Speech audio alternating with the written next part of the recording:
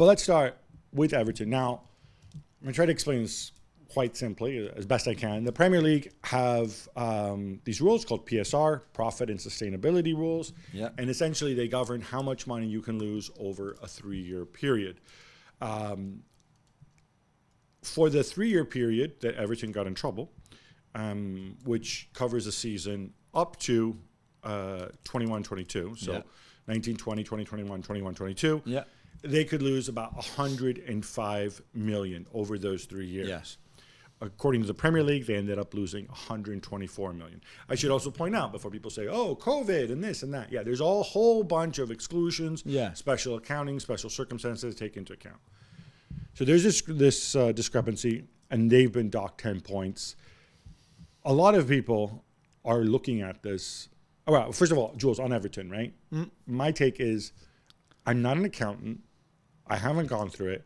I am in no position to say whether they breached or not, on how much they breached for. I don't think anybody well, is, they clearly did. They went over the limit that they could have. They're arguing that in their accounts, they calculated that they only went over for 8 million, not 20 million. Right. So they're over, right? So that part's not in dispute. Which I think they agreed. I think they've accepted and they've acknowledged. Right. But they're appealing against the 10 points. Yeah, they think this is too severe, too harsh for the breach that they've had. Whether it's 8 million or 20 million, they consider the 10-point deduction, which is the heaviest we've ever seen in Premier League history. For example, when Portsmouth went bankrupt, so that's not when they overspent. They went bankrupt, Portsmouth. I mean, they became insolvent. Yeah, they got a 9 points deduction. But again, I think that was a long time ago.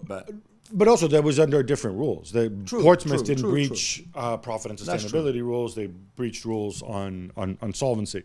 So I think we have to remind ourselves that there's these new rules. Yeah. They're in effect. In the case of Everton, we can get into it a little bit more, but certainly one thing the Premier League are briefing is that, because obviously the calculation's over 3 years, so you kind of can project ahead. You can kind of estimate which way you're going. Yeah.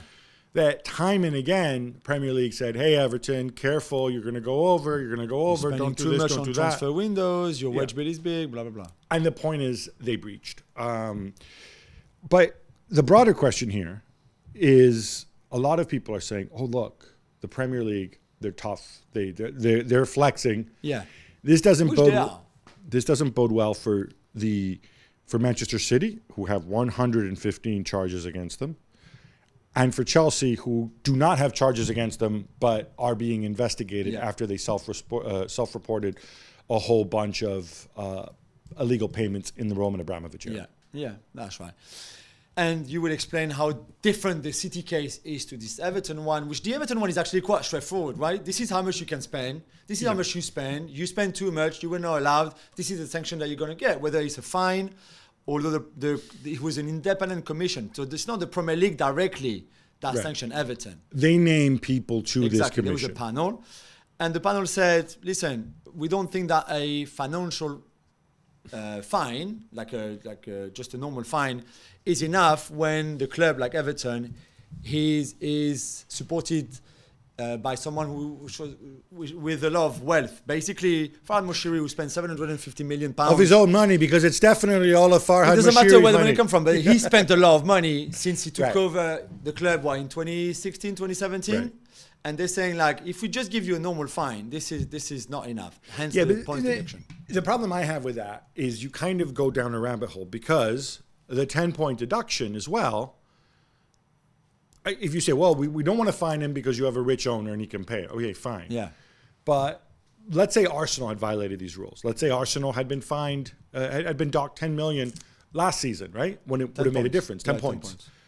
They would have just dropped from 2nd to 4th. They'd still be in the Champions League. The only thing that would have changed to them is they would have made a little bit less money off the TV contract.